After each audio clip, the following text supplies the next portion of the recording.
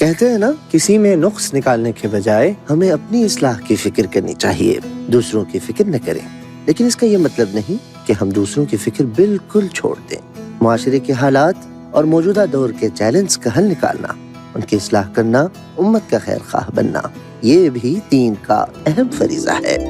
سماعت کیجیے پروگرام اصلاح احوال ڈاکٹر محمد عظیم فاروقی اور RJ مہوش خان کے ساتھ۔ السلام علیکم لسنرز، آپ سن رہے ہیں FM 107 شو ہے یہ اصلاح احوال، اور میں ہوں آپ کے ساتھ آپ کی RJ مہوش خان۔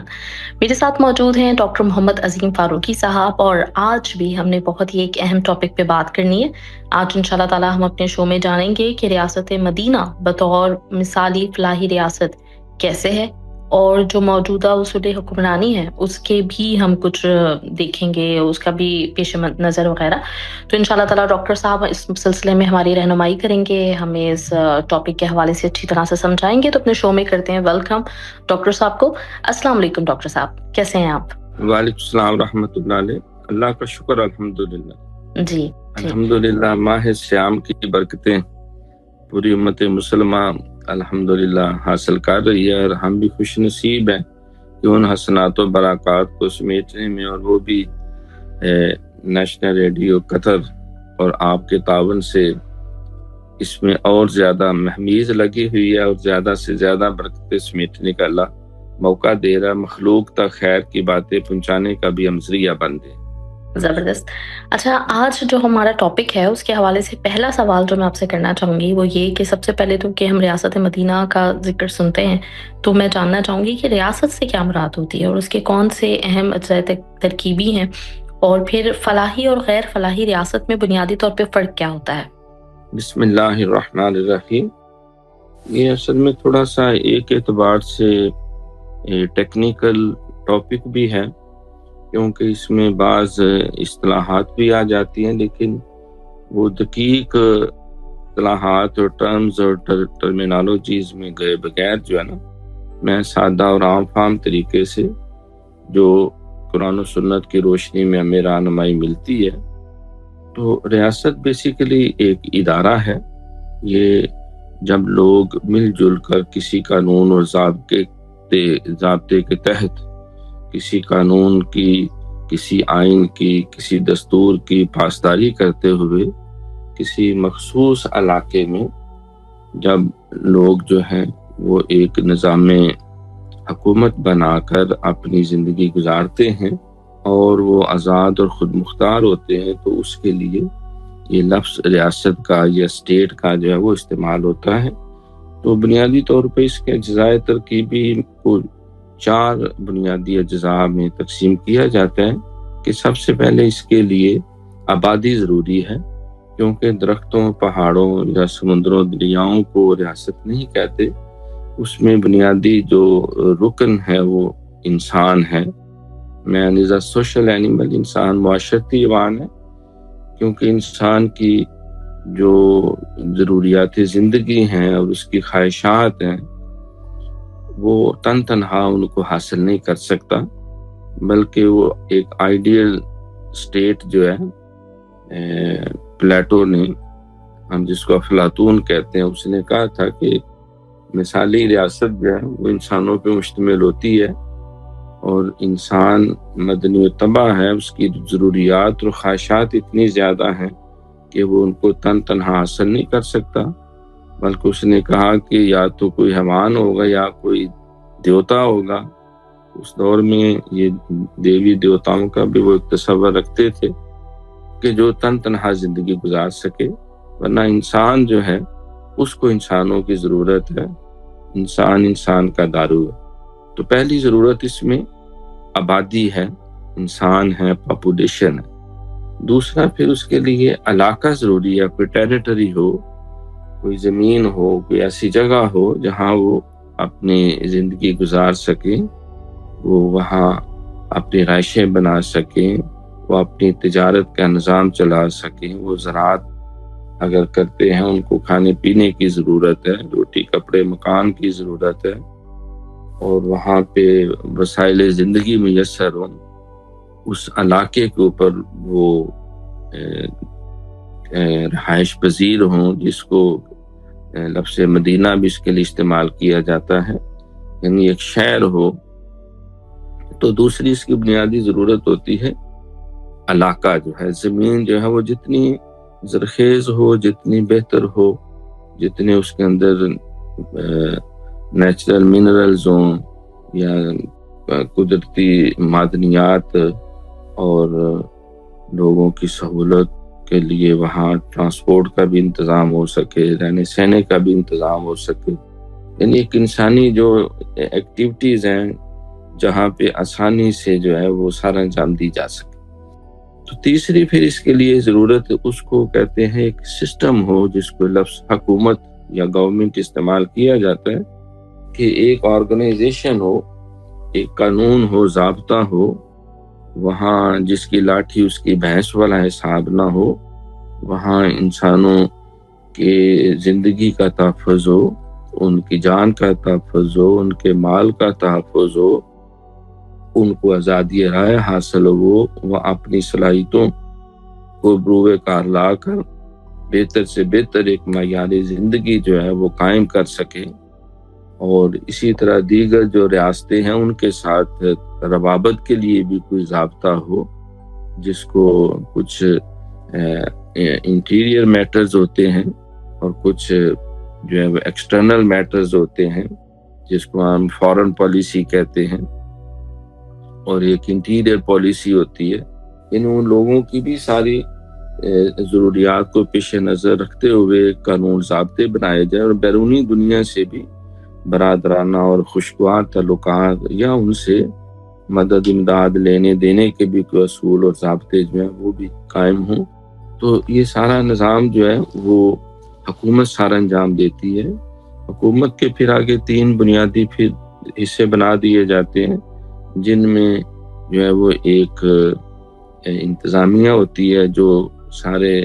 احکامات کو نافذ العمل کرتی ہے، پھر ایک اس میں عدلیہ ہوتی ہے، جوڈیشری ہوتی ہے جو قانون اور ضابطے کی محافظ ہوتی ہے، جو اس کو وائیولیٹ کرے تو اس کو اس قانون اور ضابطے کے مطابق جو ہے وہ سزا یا جزا دی جاتی ہے۔ پھر تیسرا اس کے اندر ایک مقننہ ہوتی ہے، جس کو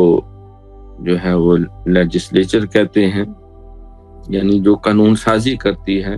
بدلتے ہوئے حالات کو پیش نظر رکھتے ہوئے، لوگوں کی ضروریات، لوگوں کی خواہشات کو پایا تکمیل تک پہنچانے کے لیے اور بہتر سے بہتر ایک ڈسپلن قائم کرنے کے لیے، ایک ریاست کو مثالی ریاست بنانے کے لیے، تو یہ قانون سازی کا عمل جو ہے وہ بھی ساتھ رہتا ہے۔ تو یہ 3 اس کے آگے یعنی شعبے ایک انتظامیہ ہوگی جس کو عاملہ بھی کہتے ہیں، ایڈمنسٹریشن بھی کہتے ہیں، اور اس کو چلانے کے لیے جو کابینہ ہے وہ بھی کہتے ہیں۔ پھر ایک مقننہ ہوتی ہے جو قانون سازی کرتی ہے، تیسری عدلیہ۔ تو حکومت کے ساتھ بھی چوتھا بھی ریاست کا جو بنیادی جو پلر ہے یا جزائے ترکیبی میں شامل ہے، اس کو اقتدار اعلیٰ کہتے ہیں، جس کے لیے ساورنٹی کا لفظ استعمال کیا جاتا ہے، یعنی ایک ایسی قوت جو ہے، ایک ایسی قدرت اور ایک ایسا اختیار ہے کہ جب کسی علاقے میں رہنے والے لوگوں کو جو ایک ضابطے کے ساتھ زندگی گزارے دے دیا جائے تو وہ اندرونی طور پہ بھی خود مختار ہو جاتے ہیں اور بیرونی طور پہ بھی خود مختار ہو جاتے ہیں۔ جیسا کہ اس میں وہ جان آسٹن کا ایک جملہ اس میں استعمال کیا جاتا ہے کہ اگر کوئی صاحب اقتدار شخص کسی اپنے جیسے صاحب اقتدار شخص کی اطاعت گزاری نہ کرتا ہو اور عوام جو ہے وہ اس صاحب اقتدار یا صاحب حکم شخص جو ہے اس کے حکم کو مانتے ہوں، تو وہ معاشرہ اور وہ صاحب اقتدار شخص وہ ایک آزاد معاشرہ ہے، وہ ایک آزاد ریاست ہے۔ بہرحال اس کے لیے اقتدار اعلیٰ جو ہے یہ ایک بنیادی چیز ہے، لیکن اسلام کے اندر مقتدر اعلیٰ صرف اللہ کی ذات ہے، ان الحکم الا للہ، کیونکہ اللہ تعالیٰ کا حکم جو ہے وہی سب کے لیے نافذ العمل ہے، اور اللہ کریم نے حضرت انسان کے لیے بھی فرمایا کہ اذ قال ربک للملائکۃ انی جاعل خلیفہ، جب اللہ نے فرشتوں سے کہا کہ بھی میں تو زمین پہ ایک اپنا نائب بنانے لگا ہوں، تو جو خلیفہ ہوتا ہے، جو اسسٹنٹ ہوتا ہے، جو نائب ہوتا ہے، جس کو نیابت کا تاج ہوتا ہے، وہ خود حاکم نہیں ہوتا، بلکہ وہ حاکم مطلق جو ہے وہ اس کے احکامات کے اوپر خود بھی عمل کرتا ہے، مخلوق کو بھی عمل کراتا ہے، گویا کہ اس کو نافذ العمل کرتا ہے۔ جو اللہ کا کام صرف یہ نہیں کہ وہ ہمیں عبادات کے طریقے سکھائیں، بلکہ اس نے ہمیں ایک بھرپور ایک انسانی زندگی جو ہے، جس میں سیاست بھی ہے، جس میں حکومت بھی ہے، جس میں معاشی نظام بھی ہے، جس میں اقتصادی نظام بھی ہے، عبادات بھی ہیں، اخلاقی ضابطے بھی ہیں، ایک پورا سیاسی ڈھانچہ بھی ہے، اور عدل و انصاف پہ مبنی جو ہے وہ ایک معقول نظام زندگی ہے، جس میں مساوات بھی ہے، جس کے اندر جو ہے وہ انسان کی فلاح و بہبود مقصود ہے۔ تو وہ فلاحی ریاست جو انسانوں کی خدمت اور بھلائی کے لیے ہے، نہ کہ جو عوام ہے وہ ریاست پہ قربان ہوتے رہیں، بلکہ ان کی ساری ضروریات زندگی مہیا کرنا۔ تو اس کے لیے وہ حکم جو اللہ نے عطا کیا، بلکہ قرآن میں اللہ فرماتے ہیں کہ الذین ان مکننا فی الارض اقاموا الصلاۃ وآتوا الزکوٰۃ، جب ہم کسی کو قدرت دیتے ہیں زمین پہ تو ان پہ لازم ہے کہ وہ نماز کا نظام قائم کرے، زکوٰۃ کا نظام قائم کرے، عدل و انصاف کریں، اعدلوا هو اقرب للتقویٰ، عدل کے ساتھ سارا نظام زندگی چلاؤ، کیونکہ یہی تقوی کا راستہ ہے۔ تو اس اعتبار سے یہ چار اس کے بنیادی اجزاء ترکیبی ہیں۔ تو جو فلاحی ریاست ہوتی ہے وہ لوگوں کی بہتری اور بھلائی کے لیے، اور اس کے مد مقابل جو ایک دوسرا تصور ہے کہ بھئی ریاست تو ایک دیوتا ہے، عوام تو پجاری ہیں، انہیں چاہیے کہ دیوتا پہ کوئی اعتراض نہ کرے، کوئی تنقید نہ کرے، کوئی اس کے اندر عیب نہ نکالے، چپ کر کے اس کی عبادت کرے اور اس کے آگے فدا ہوتے جائیں، قربان ہوتے جائیں۔ ایسا نہیں، اسلام کے اندر جو ہے وہ تنقید کا بھی حق ہے، فریاد کرنے کا بھی حق ہے۔ اسلام نے اپنے پیروکار جو ہیں ان کو اظہار رائے کا بھی حق دیا ہے، وہ اعتراض بھی کر سکتے ہیں، اگر ان پہ کوئی ظلم اور زیادتی ہو تو اس کے لیے وہ دادرسی بھی طلب کر سکتے ہیں، اگر کوئی خلاف شرع یا خلاف قانون ضابطہ نظام انہیں نظر آئے تو وہ مثبت تنقید بھی کر سکتے ہیں۔ تو اس اعتبار سے جو فلاحی ریاست ہے وہ عوام کی خدمت پہ ہوتی ہے، جس طرح وہ ابراہم لنکن کا بھی ایک قول بیان کیا جاتا ہے کہ democracy is a government of the people, for the people and by the people, یعنی جو اصل جمہوری فکر ہے کہ عوام کی حکومت ہو، عوام کے لیے ہو اور عوام کے ہی اوپر ہو۔ تو اس بنا پہ اسلام جو ہے انتہاؤں کے خلاف ہے، extreme of every thing is bad, کسی بھی شے کی ذاتی۔ تو اسلام نے اس کی بجائے جو ہے وہ فلاحی ریاست کا تصور دیا، حکمران کو جو ہے وہ ڈکٹیٹرشپ نہیں بنا دیا، بلکہ اس کو کہا کہ سید القوم خادمہم، سرکار نے کہا کہ جو قوم کا سربراہ ہے، جو رہنما ہے، وہ ان کا کوئی انداتا نہیں ہے، اور وہ مطلق العنان قسم کے وہ اختیارات کا حامل نہیں ہے، وہ بھی اللہ کے دیے ہوئے قانون اور جو بنایا ہوا ضابطہ ہے وہ اس کا پابند ہے۔ اگر وہ اس کو وائیولیٹ کرے گا تو اس کو بھی قانون کے مطابق وہی سزا دی جائے گی جو ایک عام آدمی جو ہے۔ جب نبی علیہ السلام کی حیات طیبہ میں وہ ایک شخص نے خاتون نے چوری کی جس کا بنو قریظہ سے تعلق تھا، تو سفارش کی گئی کہ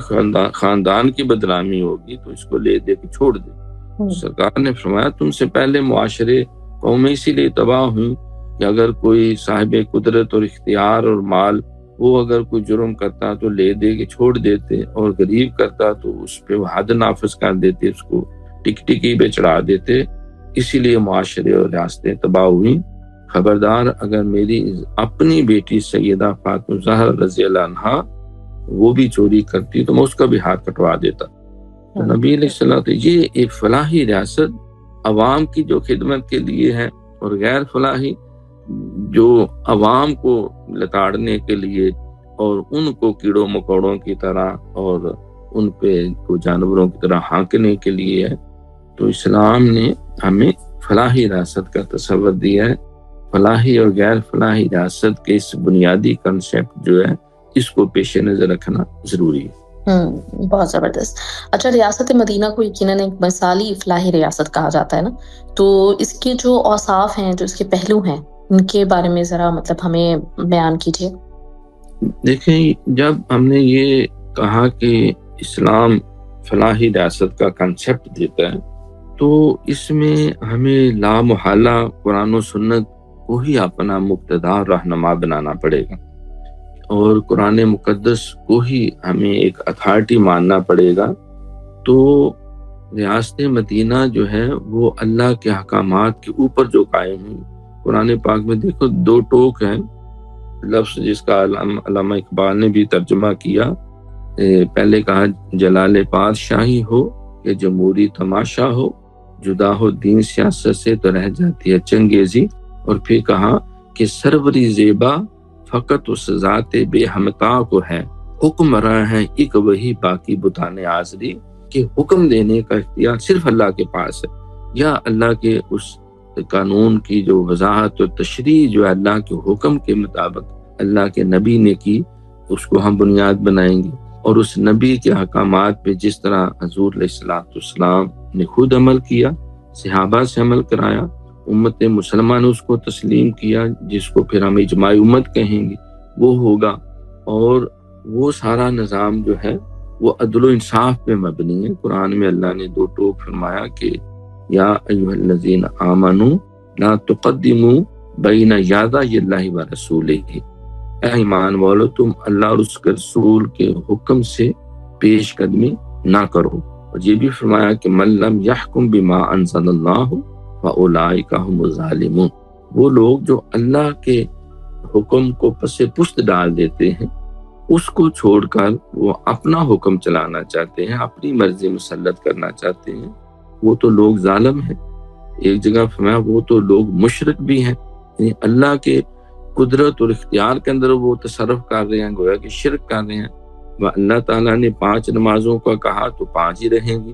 روزے رمضان کے کہے تو روزے رمضان کے رہیں گے، زکوٰۃ کا جو حکم دے دیا وہ زکوٰۃ سب کے لیے ہوگی، حج کا حکم دے دیا حج جو صاحب استطاعت ہے وہ کرے گا، جب قانون کی پاسداری کا حکم دیا تو قانون سب کے لیے ہے. جو ایک معاشرتی زندگی کے جتنے تقاضے ہیں، نکاح ہے، طلاق ہے، رضاعت ہے، انسانی حقوق ہیں، ماں باپ کے حقوق ہیں، اولاد کے حقوق ہیں، ہمسایوں کے حقوق ہیں، رشتہ داروں کے ہیں، وراثت کے ہیں، شراکت کے ہیں، جو ایک مکمل معاشرتی اور معاشی اور سیاسی اور عدل و انصاف پہ مبنی جو نظام اللہ نے دیا ہے اس کو قائم کرنا. تو یہ عملی طور پہ نبی علیہ السلام نے ریاست مدینہ کی صورت میں جو اسلام کی جو پہلی فلاحی ریاست بنائی گئی اس کے اندر یہ آپ نے نظام قائم کیا، جس کی بنیاد عدل و انصاف پر تھی، مخلوق کی خدمت اور بھلائی پر تھی. اور پھر اس میں یہ نہیں کہ عوام جو ہیں وہ محض وہ حکم سنتے جائیں، اس پہ عمل کرتے جائیں، نہیں، ان کے بہتری کے لیے ان سے مشورہ بھی شامل کیا جائے گا. حضور علیہ السلام نے باقاعدہ کہ مجلس شورا تھی، قرآن میں حکم تھا وَشَاوِرْهُمْ فِي الْأَمْرِ، اے میرے نبی لوگوں کے معاملات ہیں، لوگوں کے رسم و رواج ہیں، لوگوں کی ضروریات ہیں، بدلتے ہوئے زمانے کے ساتھ ساتھ جو ہے وہ تقاضے بھی بدل جاتے ہیں، مسائل بھی بدل جاتے ہیں، بعض کا وسائل بھی بدل جاتے ہیں، تو تم ان سے مشورہ کرو. وَشُورَا بَيْنَهُمْ، تمہارے درمیان ایک مجلس مشاورت ہونی چاہیے. تو یعنی اللہ کا حکم تو قائم و دائم ہے. اب اس کا یہ مطلب نہیں کہ وہ ایک ربڑ سٹیمپ ہے صرف جو ہے وہ حکمران اور جو مجلس شورا، بلکہ وہ اللہ کے دیے ہوئے حکم کے مطابق وہ قیاس کریں گے، وہ اجتہاد کریں گے، وہ باہمی غور و فکر کریں گے. جس طرح نبی علیہ السلام نے حضرت معاذ بن جبل رضی اللہ تعالیٰ عنہ ان کو جب یمن کا حاکم بنا کے بھیجا تو فرمایا بھئی تم کیسے نظام سلطنت چلاؤ گے، لوگ تمہارے پاس قتل کے مسائل آئیں گے، خون بہا کے مسائل آئیں گے، شراکت کے آئیں گے، وراثت کے آئیں گے، کوئی زمین کے معاملات ہوں گے، کوئی کھیتی باڑی کے ہوں گے، کوئی زکوٰۃ کے ہوں گے، کوئی عشر کے ہوں گے، تو بے شمار مسائل آئیں گے. تو کیا کرو گے تم؟ کیسے فیصلہ کرو گے؟ تو عرض کی حضور میرے پاس قرآن ہے، یہ 30 سپارے ہیں پورے، یہ اللہ تعالیٰ کا دیا ہوا ایک ضابطہ ہے، میں ہر فیصلہ قرآن کے مطابق کروں گا. بھئی اگر تمہیں قرآن سے وہ بات واضح نہ ہو، پتہ نہ چلے کہ اس پہ عملی کیفیت کیا ہوگی، تو فرمایا پھر میرے پاس حضور آپ کی سیرت ہے، آپ کی سنت ہے، آپ کی حدیث ہے، آپ کی تعلیمات ہیں. آپ نے ہمیں کھول کھول کے نماز کی تفصیلات بتائیں، روزوں کی تفصیلات بتائیں، زکوٰۃ کی تفصیلات بتائیں، حج کی تفصیلات بتائیں. آپ نے ایک حدود و تعزیرات کا جو پورا نظام دیا، چور کو کیسے سزا دینی ہے، گواہوں کی گواہی کیسے قبول کرنی ہے، شراب نوشی کو کیسے روکنا ہے، قصاص کیسے لینا دینا ہے، خون بہا کیسے. تو میرے سامنے آپ کی زندگی کھلی کتاب ہے، میں آپ سے رہنمائی لوں گا. حضور نے پوچھا بھئی اگر تمہیں میری وہ احادیث یا سنت سے بھی کوئی بات نہ ملے تو پھر کیا کرو گے؟ تو عرض کی حضور آپ حکمران بنا کے بھیج رہے ہیں، میں پھر قرآن اور آپ کی سنت اور آپ کی سیرت کو، احادیث کو سامنے رکھتے ہوئے میں پھر غور کروں گا، میں قیاس کروں گا، میں غور و فکر کر کے اجتہاد کروں گا، اور جو عدل اور انصاف کے قریب ترین ہوگا، جو اللہ نبی کے حکم سے مطابقت رکھتے ہوئے مسائل ہوں گے، تو میں وہ فیصلہ کروں گا. اگر وہاں پہ بات مثال کے طور پہ اجناس کی ہے، تو اجناس کی جگہ اگر وہاں گھوڑے آ جاتے ہیں، بکریاں آ جاتی ہیں، یا کوئی اور مصنوعات آ جاتی ہیں، مٹی کے برتن آ جاتے ہیں، تو جو عدل اور انصاف کے تقاضے ہیں میں ان کو پیش نظر رکھوں گا اور اپنی عقل اور فکر استعمال کروں گا، اجتہاد کروں گا، قیاس کروں گا، غور و فکر کروں گا. تو سرکار نے سینے پہ ہاتھ رکھا ہے، معاذ بن جبل، اللہ کا شکر ہے کہ اللہ نے تیرے دل میں وہ بات ڈال دی کہ جس کے ساتھ ہی نظام سلطنت چلایا جا سکتا ہے. تو اس طرح جو اسلامی فلاحی ریاست ہے، جس کو نبی علیہ السلام نے ایک ریاست مدینہ، دیکھو ریاست مدینہ میں صرف سارے مسلمان نہیں تھے، بلکہ اس میں مہاجرین تھے، اس میں انصار تھے جو اہل ایمان تھے، پھر بہت سارے تھے جو مشرکین تھے جنہوں نے بھی اسلام قبول نہیں کیا تھا. پھر اسی جگہ جو ہے بہت سارے یہودیوں کے قبائل تھے، ان کو شامل کیا. پھر ان کے آگے حواریون تھے، یعنی ان کے حلیف قبائل تھے. تو نبی علیہ السلام نے مدینہ شریف میں جاتے ہی سب سے پہلے جب میثاق مدینہ جو ہے، یہ ایک پیکٹ آف مدینہ جو ہے وہ قائم ہوا، جس میں مسلمان بھی تھے، جس میں غیر مسلم بھی تھے، یہودی بھی تھے، اور نصرانی بھی تھے، عیسائی کمیونٹی بھی تھی، اور مشرکین عرب بھی تھے، اور باقی عوام بھی تھے جو ان کے ساتھ وابستہ تھے. تو حضور علیہ السلام نے، بلکہ یہ بات طے شدہ ہے کہ باقاعدہ جو تحریری دستوری آئین جو لکھا گیا اور بنایا گیا، جس میں ساری اقوام کو، مسلم غیر مسلم کو شامل کر کے ان کے حقوق جو ہے ان کا تحفظ کیا گیا، اور مجرمین کو گرفت کرنے کے لیے بھی ضابطہ جو ہے وہ طے کیا گیا، اور ظلم کے خلاف ایک باقاعدہ تحریری جو آئین بنایا گیا مظلوم کی داد رسی کے لیے، اس کو میثاق مدینہ کہتے ہیں. اس کی جو ہے وہ 24 سے زیادہ جو ہے وہ دفعات ہیں، جن میں سب سے پہلا بنیادی یہ ہے کہ ہر ایک کی جان، مال، عزت، آبرو اور دین اور اس کی نسل کی حفاظت ہوگی. پھر یہ کہا گیا کہ عدل و انصاف سب کے لیے، پھر کہا گیا یہ قانون و ضابطہ سب کے لیے یکساں ہے. ہاں جو اپنے مذہبی معاملات ہیں تو اس میں ہر قوم آزاد ہے، یہودی اپنے طریقے سے عبادت کریں، اور اگر کوئی ان کے مذہب کو وایولیٹ کرتا ہے تو ان کو جو ساتھ جو ڈیل ہے یا سزا ہے یا جزا ہے وہ ان کے مذہب کے مطابق اس کا فیصلہ ہوگا. اور اگر کوئی مسلمانوں کے اندر کوئی نماز یا دیگر زکوٰۃ کے معاملات کو وایولیٹ کرتا ہے تو وہ جو اسلامی ضابطہ اس کے اوپر نافذ ہوگا. اور اگر کوئی مشرکین عرب میں سے ہے تو جو جس ضابطے کو وہ اپنے مذہب کے حساب سے مانتے ہیں ہم اس کے مطابق اس کا فیصلہ کریں گے. تو لیکن اجتماعی طور پہ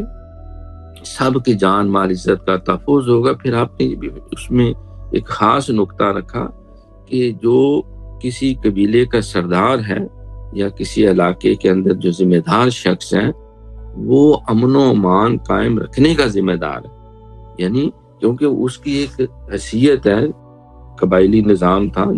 اس کے لیڈر کو سارے مانتے ہیں اور اس کی بات کو معتبر سمجھا جاتا ہے، اور اس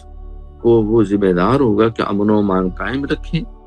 اور لوگ اس کے ساتھ جو ہے وہ معاونت کریں۔ پھر یہ بھی کہہ دیا گیا کہ اگر کوئی باہر سے آ کر اس کے امن و امان کو برباد کرے گا تو وہ ایک گروہ کے خلاف ہے تو وہ سارے گروہ مل کے اس کا مقابلہ کرے گا،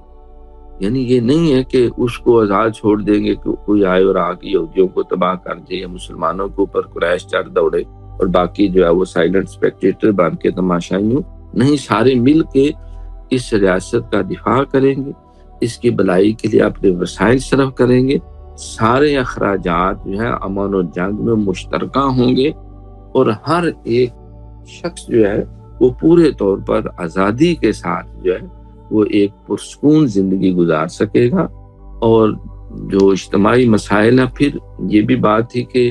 اگر کہیں اختلاف رائے کی صورت ہوگی تو پھر میں اس کے لیے پھر جناب محمد رسول اللہ صلی اللہ علیہ وسلم، جن کو ہم سب نے اپنا امیر بنایا ہے، اپنا سربراہ بنایا ہے، ان کا حکم اور ان کو جو اللہ نے حکم دیا وہ سب کے لیے قابل عمل ہوگا۔ تو گویا کہ ریاست کے حاکم جو اس کا بھی تعین ہو گیا اور اس کے صادق اور امین ہونے کا بھی تعین ہو گیا، اس کے سید القوم و خادم ہم کا بھی تعین ہو گیا، اور اس کو ایک وہ اختیار بھی اللہ کے دیے ہوئے قانون کی روشنی میں۔ تو المختصر یہ کہ وہ پہلا جو آپ نے دستور بنایا وہ میثاق مدینہ،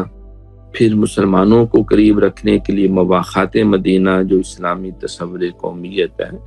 جہاں بازو تیرا توحید کی قوت سے قوی ہے، اسلام تیرا دیس ہے تو مصطفی ہے، وہ مذہبی آزادی بھی ہے اس کے اندر جو ہے، اور اس بات کا بھی تعین ہے کہ سارے مسلمان جو ہیں وہ آپس میں بھائی بھائی ہیں۔ المختصر وہ ریاست مدینہ پھر ایسا ہوا کہ جس وقت غزوہ بدر ہوئی، پھر اس کے بعد احد ہوئی، مختلف غزوات کا سلسلہ بھی چلا، تو اسی میثاق مدینہ کو ہی بنیاد بنایا گیا، اور جنہوں نے اس کو وائلیٹ کیا تو ان کو جو لکھا ہوا ضابطہ تھا اس کے مطابق ان کی بعد میں گرفت بھی کی گئی۔ تو اس کو ریاست مدینہ کو آئیڈیل اس لیے کہا جاتا ہے کہ جہاں پہ مسلم غیر مسلم سبھی شامل تھے، لا اکراہ فی الدین، قد تبین الرشد من الغی، کسی پہ جبر نہیں تھا، کسی کو اوپر ظلم نہیں تھا، کسی کا حق تلفی نہیں تھی، بلکہ ان کے حقوق کی محافظت تھی اور ان کو فیسیلیٹیٹ کیا گیا، بلکہ یہ بھی تھا کہ جو غریب و مسکین ہوں گے سارے مل کر ان کی مدد بھی کریں گے۔ تو المختصر فلاحی ریاست کا جو تصور دیکھو اس نے افلاطون نے دیا ہے آئیڈیل اسٹیٹ، لیکن کہیں نافذ نہ ہو سکی۔ اس نے لکھا ضرور کہ حاکم یہ کرے گا، رعایا یہ کرے گی، مجلس شورا یہ کرے گی، فلاں طبقے کی یہ ذمہ داری ہوگی، لیکن وہ کاغذوں میں لکھا رہ گیا۔ لیکن نبی علیہ الصلوۃ والسلام نے جو ریاست مدینہ قائم کی، میثاق مدینہ کا جو ہوا، جو قرآن و سنت کے احکامات تھے، بعد میں جب کفار سے لین دین ہوا، صلح نامہ حدیبیہ، تو اس میں بھی دیکھیں ہر شے تحریری تھی، دستخط کی مہر لگائی گئی، اور اس میں بھی امن و سلامتی کے سارے تقاضے پیش نظر رکھے گئے۔ تو اس اعتبار سے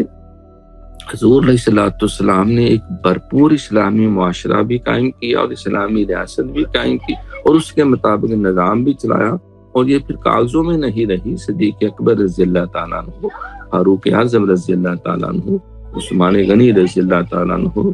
حضرت علی المرتضیٰ شیر خدا رضی اللہ تعالیٰ عنہ، انہوں نے 30 سال جو ہے 56 لاکھ مربع میل سے بھی وسیع علاقے پہ انہی قوانین کے اوپر خود بھی عمل کیا اور عوام سے بھی عمل کرا کے ایک دنیا کو مثالی ریاست جس میں 3 بر اعظم شامل ہیں عملی مظاہرہ کر کے دکھایا۔ تو اسی کو ریاست مدینہ کہا جاتا ہے۔ بہت خوب، بہت خوب۔ اچھا جی لسنرز، اس وقت ہم ایک بریک لیتے ہیں، بریک کے بعد پھر ہم واپس آتے ہیں تو کنٹینیو کریں گے گفتگو کے سلسلے کو۔ آپ ہمارے ساتھ رہیں۔ اصلاح احوال डॉक्टर मोहम्मद अजीम फारूकी और आरजे महविश खान के साथ। जी लिसनर्स, वेलकम बैक। अभी बात हो रही है आज रियासत मदीना के हवाले से, और डॉक्टर साहब ने बहुत ही खूबी के साथ रियासत के तमाम जो फलाही रियासत क्यों कहा जाता है मदीना को, उसके बारे में बताया कि ना सिर्फ ये कि वहाँ पे मुसलमान बल्कि गैर मुस्लिम भी अमन के साथ रहते थे, और किस तरह से हर किसी के हुकूक को मतलब जो है वो ये यकीन दहानी की गई इस बात की कि किसी के भी हुकूक के ऊपर किसी किस्म का कोई हुर्फ नहीं आएगा। सब लोग बहुत अमन सुकून के साथ वहाँ पे रह सकेंगे और सबके मामला देखे जाएंगे। जी डॉक्टर साहब, अच्छा अब मैं अगला सवाल जो करना चाहती हूँ आपसे कि ये मतलब डेफिनेटली हमारा एक बहुत ही खूबसूरत माजी है, तारीख है हमारी, और हम सब लोगों के लिए एक ऐसा ख्वाब है कि काश कि कभी ये वक्त फिर दोबारा पलट कर आए और कभी फिर ऐसा हो सके कि मुसलमान वही जो एक हमारा जो एक विरसा रहा है, जिस तरह से हमने पूरी दुनिया पर मतलब रियासत मदीना बनाई गई, और उसी वक्त जब ये रियासत कायम हुई है तो मुसलमानों ने और जगहों पे भी जाके जो है वो कामयाबी हासिल की, वहाँ पे भी जाके उन्होंने जो इस्लाम को फैलाया और रियासत मजीद मतलब बड़ी से बड़ी होती जा रही थी उस जमाने में। तो आजकल के हालात में ये जो मौजूदा हालात हैं इसमें इस्लामी रियासतें किस हद तक, एक तो ये कि कुरान और सुन्नत के तकाजे पूरे कर रही हैं, और किस तरह से बेहतरी लाई जा सकती है, क्योंकि हम डेफिनेटली हम ये एक तरह का रोना रोते हैं कि हमारे हालात बहुत बुरे हैं, लेकिन ये कि डेफिनेटली मतलब जो चीज़ें हम नहीं मान रहे या जिनके ऊपर नहीं पूरा कर रहे वो यही है कि कुरान और सुन्नत के तकाजे नहीं पूरे हो रहे। तो कैसे हो सकता है ऐसा? इंसान को बहुत सारे मामलात जो इस्लामी और गैर इस्लामी जो वो देखता है, जो हमारे मुशाहिदे में आते हैं, यकीनन हर इंसान का दिल दुखता है जब मजलूम के ऊपर जुल्म होता है, जब जालिम जो है वो जुल्म की इंतहा सारी हदें ही फैलान जाता है, जब देखते हैं कि अमीर तरीन होता जा रहा है, गरीब दिन ब दिन वो पिसता चला जा रहा है, जब देखा जाता है कि अमन और सलामती की भी फ़ज़ा कायम नहीं और अदल और इंसाफ का भी निज़ाम नहीं, तो इस बात को समझने के लिए जिस तरह वो एक लतीफ़ा मशहूर है कि वो सारे चूहे इकट्ठे हुए, उन्होंने कहा कि हमारा मुश्तरका दुश्मन जो है तो वो तो बिल्ली है। तो अब ये है कि कैसे करें इसका इंतज़ाम। किसी ने कहा कि बंदा रख दिया जाए जो ध्यान रखे, जब बिल्ली है तो सारे बिल्लों में घुसते। किसी ने मशवरा दिया कि हम सारे मिल के बिल्ली के ऊपर हमला कर दें, तो उन्होंने कहा बिल्ली तो बड़ी ताकतवर है, वो तो खा जाएगी या मार देगी। फिर किसी ने कहा कि फिर ये है कि हम ये इलाका ही छोड़ दें, उन्होंने कहा जहाँ भी जाएंगे वहाँ भी बिल्ली आ जाएगी। तो सब के बाहमी मशवरे के बाद फिर तय हुआ कि एक ही तरीका है कि बिल्ली के गले में एक घंटी बांध दी जाए, तो जब वो बिल्ली जो है वो चलेगी तो घंटी की आवाज़ आएगी, तो हम कोई छोटा हो, कोई बड़ा हो, कोई कमज़ोर हो, कोई बूढ़ा हो, कोई मेल हो, फीमेल हो, हम सारे के सारे अपने महफूज बिलों में घुस जाएंगे, तो फिर हम जो है वो बिल्ली से बच सकते हैं। तो एक बुढ़ा सा जो चूहा था, रैट था, उसने कहा यार तजवीज़ तो बहुत ही ज़बरदस्त है और है भी समझें कि काबिले फ़ायदा भी नज़र आ रही है, जिससे हम बहुत सारी इस बड़ी आफत से, बला से जान छुड़ा सकते हैं। लेकिन सवाल ये है कि who will bell the cat, कि बिल्ली के गले में घंटी कौन बांधने जाएगा? जो बांधने जाएगा वो तो उसको पहले उसे ही हड़प कर देगी। तो असल बात यही है कि मैं किसके हाथ में अपना लहू तलाश करूं कि सारे शहर ने पहन ली है दस्ताने। वो है तो बाज़ अशार ऐसे ही होते हैं, लेकिन वो एक फिक्र की अक्कासी जो है ना, वो उसने फैज़ में फैज़ का शेर है ना, कभी बाद बाँ को तह रखो, कभी मुस्तरब है रुखे हवा, किसे रास्ते में है मुंतज़िर वो सुकून जो आके चला गया, दोनों जहान तेरी मोहब्बत में हार कर, वो कोई जा रहा है शबे गम गुजार कर। तो ये कफस भी मुझको अजीज है, यहाँ जी तो लूंगा करार से, मुझे चमन में वापस न ले चलो, मैं तो डरा हुआ हूँ बहार से। और हजरत इकबाल ने भी अपने दर्द जो है वो खोल खोल के बयान किया कि उठो मेरी दुनिया के गरीबों को जगा दो, काखे उमरा के दरो दीवार हला दो, सुल्तानी जमहूर का आता है जमाना, जो नक्शे कोहन तुमको नजर आए मिटा दो, जिस खेत से दहका को मुयस्सर नहीं रोजी, उस खेत के खुश है गंदम को जला दो, تو انہوں نے بھی غصے میں بہت کچھ کہا، کیا مشینیں اس لیے ریشم کے ڈھیر بنتی ہیں کہ دکھ ترانے وطن تار تار کو ترسیں، کیا چمن کو مالی نے اس لیے اپنے خون سے سینچا تھا کہ اس کی اپنی نظریں بہار کو ترسیں۔ تو یہ دکھ اور ایک درد اور ایک ابال جو ہے وہ آپ دیکھ لیں پوری دنیا میں، جو ایک انسانوں میں تفریقات کر دی گئی اور مختلف نظام ہے زندگی میں باندھ دیا گیا اپنے اپنے مفادات کے لیے، اپنے اپنی خواہشات کی تکمیل کے لیے، اور مخلوق کو اس کی بھیڑ چڑھا دیا۔ تو یہ بہت بنیادی سوال ہے۔ میں شکر گزار ہوں آپ کا اور نیشنل ریڈیو قطر کا کہ ہمیں اصلاح احوال کے لیے جو ہے، کیونکہ علیحدہ علیحدہ ہر کوئی کڑتا رہتا ہے، ہر کوئی کلپتا رہتا ہے۔ وہ اکبر آبادی نے بھی ایک موقع پہ کہا تھا کہ ہم آہ بھی کرتے ہیں تو وہ جاتے ہیں بدنام، وہ قتل بھی کرتے ہیں تو چرچا نہیں ہوتا۔ تو اس میں پھر ہمیں ٹیکنیکلی دیکھنا پڑے گا۔ تو دنیا میں یہ یعنی جو فنی طور پہ جو ماہرین سیاسیات ہیں، جس کو پولیٹیکل سائنس کہتے ہیں، الحمدللہ مجھے اللہ نے توفیق دی، میں نے تھارولی اس میں ماسٹر بھی کیا، مختلف دساتیر کا بھی، جو اسلامی کنٹریز کا ہے، غیر اسلامی کنٹریز کا ہے، جو جمہوری ریاستوں کا ہے اور جو کمیونسٹ ریاستوں کا ہے، سوشلزم والے جو سرمایہ داری نظام والے ہیں، جہاں بادشاہت کا نظام ہے، وہ سارے تفصیل سے پڑھنے پڑھانے کا مجھے اللہ نے موقع دیا۔ پھر LLB کیا، اس میں بھی جوڈیشری کی ہر شے ہوتی ہے پوری دنیا جب سے بنی اور آج دن تک کیا ہوا ہے، کیا ہو رہا ہے، کیا ہونا چاہیے، کیا نہیں ہونا چاہیے۔ تو وہ ساری چیزیں اگر ان کا لب لباب خلاصہ ہم سامنے رکھیں تو ہمیں تھوڑا سا یہ سسٹم آف گورنمنٹ جو ہے اس پہ گفتگو کرنی پڑے گی۔ جو دنیا میں زیادہ تر نظام ہے، سیاست مروج ہیں یا یوں کہہ نافذ العمل ہیں، ان میں ایک بہت بڑا نعرہ وہ ڈیموکریسی کا ہے، جس کو ہم جمہوریت کہتے ہیں۔ جو ابراہم لنکن کی میں نے ڈیفینیشن پڑھی کہ the government of the people, for the people and by the people. بعض نے ویسے اس کو تھوڑا سا بگاڑ کے بھی کہا the government of the people یعنی OFF، for the people FAR، by the people BUY، یعنی لوگوں کو خرید کے ان کو دور کر کے جو چاہے تم کرتے پھرو۔ تو حضرت اقبال نے بھی کہا تھا کہ یہ دیوی استبداد ہے، اور ہم کہتے ہیں یہ آزادی کی ہے نیلم پری۔ تو باہر کیا، لیکن یہ ایک سسٹم ہے ڈیموکریسی، ڈیموکریٹک، جس طرح ہمارے پوری یورپی اسٹیٹس ہیں، جس میں، اور اس کے علاوہ امریکہ صاحب ہیں، جس میں انگلینڈ ہے، جس میں فرانس ہے، اور جس میں بہت ساری جو ہے وہ 54 ریاستیں تو کم و بیش ہے۔ یہ بر اعظم امریکہ کے اندر ہیں جو سب سے بڑے ڈیموکریسی کا لمبردار ہیں۔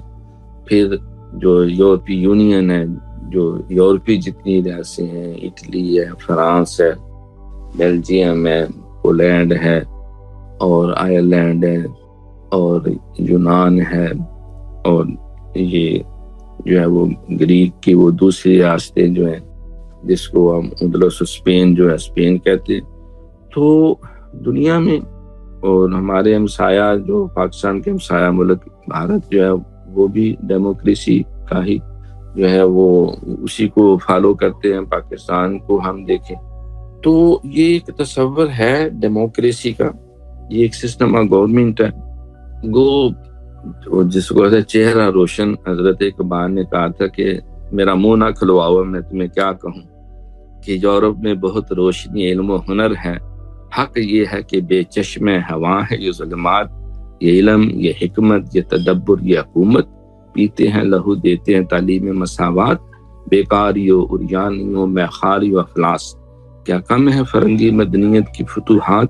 وہ قوم کے فیضان سماوی سو محروم، حد اس کے کمالات کی ہے برق و بخارات، ڈھونڈنے والا ستاروں کی گزرگاہوں کا، اپنے فقار کی دنیا میں سفر کر نہ سکا، جس نے سورج کی شعاؤں کو گرفتار کیا، زندگی کی شب تاریک سحر کر نہ سکا، اپنی حکمت کے خم و پیچ میں الجھا ایسا کہ آج تک فیصلہ نفع و ضرر کر نہ سکا۔ یہ سودی نظام کی جو لعنتیں ہیں. بہرکیف یہ ایک نظام ہے، ہم بہت سی تنقید بھی کر سکتے ہیں، لیکن جو اسلامی فکر ہے اس میں آزادی رائے کا اور تنقید کا اور اپنی بات کہنے کا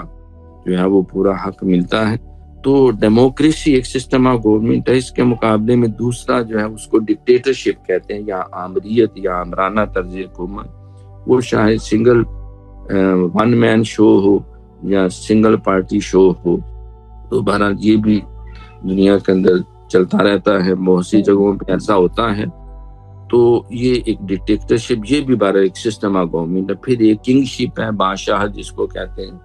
ایک خاندان کا نظام چل رہا ہے. پھر جو ہے ایک فاشیزم بھی ہے، فاشیزم بھی کہتے ہیں ایک ہی گروپ جو ہے وہ ہمیشہ کے لیے مسلط ہو کے رہ جائے. پھر ایک سوشلزم ہے جس کو اشتراکی نظام کہتے ہیں، وہ سمجھتے ہیں کہ سارے عوام جو ہیں یہ سارے مالک ہیں اور یہ سارا اشتراک کے ساتھ سارا سسٹم ہونا چاہیے. اس کا ایک دوسری صورت کمیونزم بھی آ جاتا ہے، کمیونلز بنائے جائیں، اور وہ بھی ایک جو ان کی کمیونسٹ یا سوشلسٹ پارٹی ہے جس کو ڈیس کیپولر communist manifesto Karl Marx Lenin وغیرہ نے جو ایک سسٹم آف گورنمنٹ دیا، تو یہ بھی ہے دنیا میں. پھر ایک لفظ رہ سکتا ہے کیپیٹلزم ہے، سرمایہ داری نظام ہے، cash and carry the country, بھائی پیسہ لاؤ ساری دنیا خریدو، سارا ملک خرید لو. پھر اس میں ایک اور بھی آ جاتا ہے جس کو تھیاکریسی ہم کہتے ہیں، جو مذہبی جنونی ریاستیں ہوتی ہیں. بعض وہ سمجھتے ہیں کہ بس ہم صرف جو چاند ہمیں نظر آ رہا ہے وہی چاند ہے، جو باقیوں کو نظر آ رہا ہے اللہ جانے کیا نظر آ رہا ہے. تو وہ بعض کا اپنے ہی کانسیپٹ کو وہ سمجھتے ہیں مسلط کرنا چاہتے ہیں پوری دنیا میں. تو ایسا نہیں، نبی علیہ الصلوۃ والسلام کے دور میں بہت سے یہود بھی تھے، بہت سے نصارہ بھی تھے، بہت سے لوگ غیر مسلم بھی تھے. کسی کو جو ہے وہ گن پوائنٹ پہ مذہب نہیں چھڑایا گیا. جب 56 لاکھ مربع میل تک 3 بر اعظموں تک اسلامی ریاست پھیل گئی، تو وہاں کو یہ تو نہیں تھا سارے کے سارے جو ہے ان کے اوپر جو ہے وہ لازم کر دیا کہ ابھی سارے 5 وقت نماز پڑھو، سارے روزے رکھو، سارے زکوٰۃ دو، سارے حج کرو، اور سارے کے سارے کلمہ پڑھ کے مسلمان ہو جاؤ، تم سارے کے سارے قرآن کے حافظ اور عالم بن جاؤ. نہیں، سب کو کہا بھئی عدل اور انصاف ہے، سب کے لیے ہے. جب وہاں بھی جاتے جہاں مسلمان، اگر وہاں بات ہوتی یہی کہتے بھئی ہم تمہارے سامنے ایک عدل اور انصاف کا نظام لائیں، اس کو تم ایکسیپٹ کرو. نہیں ایکسیپٹ کرتے تو پھر دیکھو عدل اور انصاف کے ساتھ جو ہے اپنا نظام چلاؤ، اور ہم سب کی محافظت کریں گے، جزیہ دو، اگر نہیں تو پھر آ جاؤ مقابلے میں. تو گویا کہ اسلام نے زبردستی کسی کے اوپر اپنے مذہب کو مسلط کرنے کی کوشش نہیں کی. جو سلاطین دہلی ہیں، جو مختلف حکومتیں مسلمانوں کی قائم نہیں، اس کے مقابلے میں اندلس اور اسپین دیکھ لیں، 800 سال مسلمانوں نے وہاں حکومت کی. لیکن جب وہ تھیاکریسی آئی اور جب وہاں دوبارہ جو ہے وہ ان کی صلیبیوں کی حکومت آئی، تو آپ کے سامنے ہے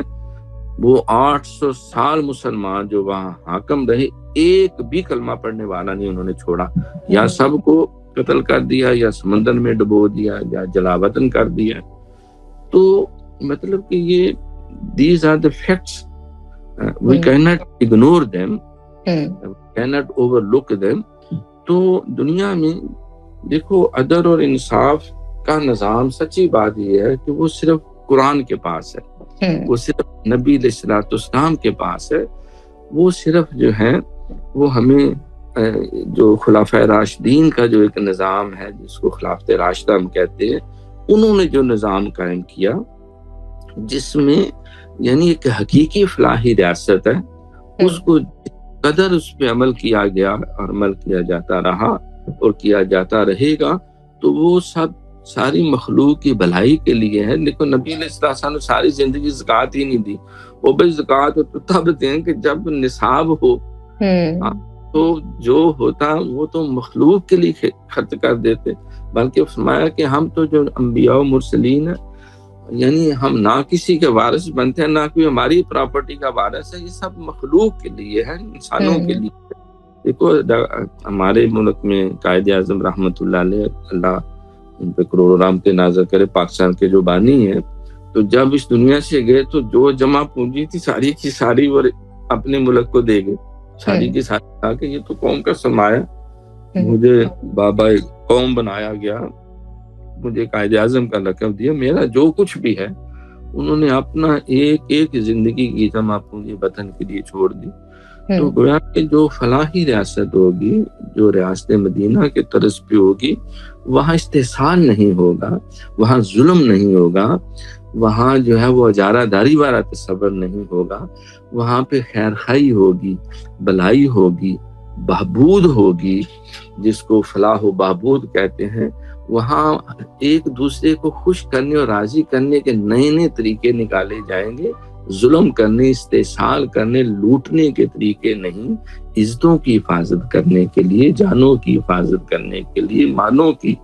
اور عزت آبرو کی اور ایک دوسرے کے مفادات کے تحفظ کے لیے جو ہے سیدنا فاروق اعظم رضی اللہ تعالیٰ عنہ پھر ہمیں بات کرنی پڑتی ہے۔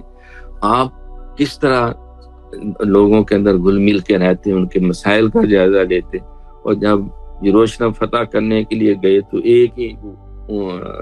سواری ہے، اونٹنی پہ سفر ہو رہا ہے، اور اتفاق سے جب وہ قافلہ آیا جہاں آگے استقبال ہونا تھا شہر، وہ باری جو ہے وہ خادم کی تھی، کہا بھئی اسلم اب تم اوپر بیٹھو، اب تمہاری باری ہے، میں نکیل پکڑوں گا۔ سارے عقاب انہوں نے کہا حضور مجھ سے گستاخی نہ کروائیں، آگے سپاہ سالار کھڑے ہیں، پوری دنیا کے فاتحین ہیں، وہاں نصرانیوں کا سب سے بڑا یروشلم مقدس شہر ہے، اور وہ استقبال کے لیے زر جو ہے وہ سواریاں اور کپڑے پہن کے آئے ہیں۔ تو آپ نے جو پہنا ہوا تھا کپڑا، اس میں با اختلاف روایات 60 کے لگ بھگ پیوند لگے اور نکیل پکڑی ہوئی، اور وہاں کو کیچڑ تھا تو جوتا بھی اتار کے وہ بھی بغل میں رکھا ہوا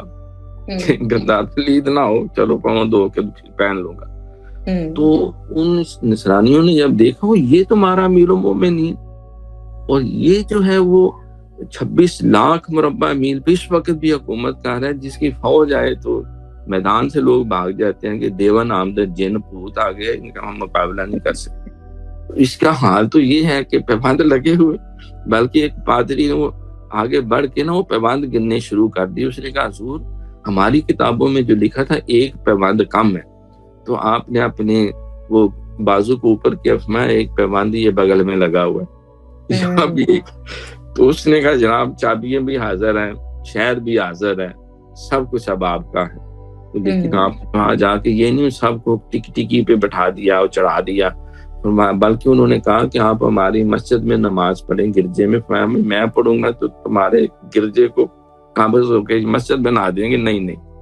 آپ نے علیحدہ جگہ نماز پڑھی جہاں نبی پاک صلی اللہ علیہ وسلم جو ہے وہ معراج کی رات سفر پہ گئے تھے، اس میں کہ یہاں مسلمان عبادت کرے، تم اپنے گرجے میں جاؤ عبادت کرو، آزادی کے ساتھ رہو، تمہیں کوئی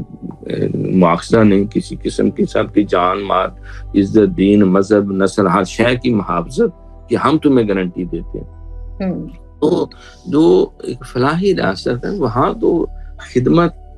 ہی کرنی ہے، اور صلہ لوگوں سے نہیں لینا، بلکہ وہ تو صلہ تو اللہ سے لینا، اور وہ آخرت میں ہے اور وہ بعد میں ہے۔ ان اللہ لا یضیع اجر المحسنین، اللہ کا تبھی میں تمہارے اجر کو جو خیر کار دوں میں ضائع تو نہیں کروں گا، میں تو کئی گنا بڑھا کے ومن یقرض اللہ قرضا حسنا یضاعف له اضعافا کثیرا، کہ تم دے رہے ہو جو مجھے، وہ تو میرا ایک قرض حسنہ ہے، میں اس کو بڑھاؤں گا اور کئی گنا بڑھا کر تمہیں تو اس کو واپس لوٹاؤں گا، اس کا صلہ دوں گا۔ تو لہٰذا یہ میری بہن یہ باتیں ظاہر ہے ہمارے نوٹس میں تو ہونی چاہیے، اور خواہش بھی ہونی چاہیے، بلکہ دعا بھی کرتے رہنا چاہیے، مولا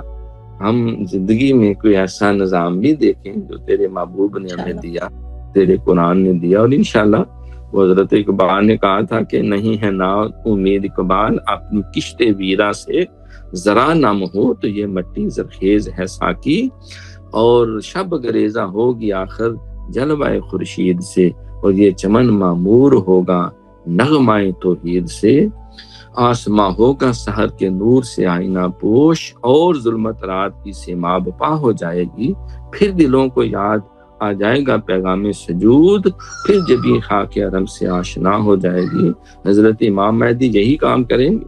حضرت عیسیٰ علیہ السلام سے یہی کام کریں گے، اور ہمیں پہلے سے خود بھی جو جہاں جہاں ہمارا ہاتھ پڑتا ہے، دیکھو سرکار نے فرمایا کبھی تم میں سے ہر کوئی نگہبان ہے جو جس درجے میں ہے تو وہ اس نظام کو چلائے، گھر کا سربراہ ہے تو بال بچوں کو اس میں ڈالنے کی کوشش کرے، اگر امام ہے تو مقتدیوں کو وہ سکھائے، شیخ ہے تو مریدین کو سکھائے، حاکم ہے تو رعایا کو بتائے، افسر ہے تو ماتحتوں کو سکھائے۔ تو گویا کہ یہ خیر کرنے کے لیے کوئی رکاوٹ نہیں آج بھی دنیا۔ بے شک بے شک، بالکل۔ اور یہ میں سوچ رہی تھی کہ دیکھیں جو اصل جو کانفیڈنس ہوتا ہے وہ آپ کے ایمان کا ہوتا ہے، اگر آپ کا ایمان کسی چیز پہ پختہ ہے نا تو پھر آپ کوئی لباس کیسا ہو کیا ہو کسی چیز سے کوئی فرق نہیں پڑتا۔ جو اصل شان و شوکت ہے دیکھیں جس سے آج مطلب ہم محروم بھی ہیں اور ترسے ہوئے بھی ہیں، دنیا میں کہیں ہمیں پہ عزت نہیں ملتی، کہا جاتا ہے کہ اتنی ایک کثیر آبادی ہے مسلمانوں کی لیکن اس کے باوجود بھی ہم اپنے آپ کو منوا نہیں پا رہے۔ تو ڈیفینیٹلی مطلب جو صرف جو کمزوری ہے نا وہ ایمان والی ہے، اگر یہ کہیں پختہ ہو جائے ایمان کا معاملہ ہمارا تو انشاءاللہ تعالیٰ پھر وہ وقت ضرور آئے گا۔ کلوزنگ کرنے سے پہلے مجھے ایک حدیث یاد آ گئی، وہ حضور علیہ السلام کی حدیث ہے اور حدیث قدسی ہے۔ اللہ کریم فرماتے ہیں، حضور نے فرمایا کہ اے میرے محبوب اپنے اس امتی کو جا کے سلام پیش کرو، اللہ کا سلام پیش کرو۔ وہ زبان سے تو بہت زیادہ وہ نیکیوں کا پرچار اور دعوے شعوے نہیں کرتا، لیکن اس کی اپنی زندگی جو ہے ایسی پاکیزہ ہے، باوصف ہے، وہ اس نے اس طرح میرے اور دین کے احکامات کو اپنے اوپر نافذ عمل کیا ہے، وہ طہارت، وہ پاکیزگی، وہ شرم و حیا، وہ امانت، دیانت، صداقت، شرافت، عدل، انصاف، مساوات، اخوت، بھائی چارہ اور بھلائی وہ اپنے کردار سے ظاہر کر رہا ہے، اور جب اس کو لوگ دیکھتے ہیں تو اس کا دل چاہتا ہے دیکھنے والوں کا کاش ہم بھی ایسے ہو جائیں۔ تو گویا کہ ہم اپنے وجود سے شروع کریں، اپنے گھر سے شروع کریں، جو ہمارے قدرت جہاں جہاں تک ہے، تو انشاءاللہ اللہ تعالیٰ اس کی برکت سے پورا معاشرہ بلکہ پوری دنیا میں انشاءاللہ یہ عدل کا نظام، یہ بھائی چارے کا ماحول۔ علامہ اقبال سے کسی نے پوچھا توحید کیا ہے، آپ فرماتے ہیں میری نظر میں یہ ہے کہ سارے انسان ایک ہی پاکیزہ راستے کے اوپر صراط مستقیم پہ چلنا شروع ہو جائیں اور ایک ہی خدا کا حکم ہو، انسانوں کی پوجا پاٹ سے نکل جائیں، اور وہ ایک سجدہ جسے تو گراں سمجھتا ہے 1000 سجدوں سے دیتا آدمی کو نجات۔ بہت شکریہ میری بہن۔ بہت شکریہ سر۔ انشاءاللہ تعالیٰ کل اب ملاقات ہوتی ہے، کل ہمارا ٹاپک ہوگا لسٹرز شرف انسانیت کا اسلامی منشور، تو انشاءاللہ تعالیٰ کل بھی آپ ہمیں جوائن کیجیے گا، اور ڈاکٹر صاحب بہت بہت شکریہ، انشاءاللہ تعالیٰ کل ملتے ہیں ہماری طرف سے، اللہ حافظ۔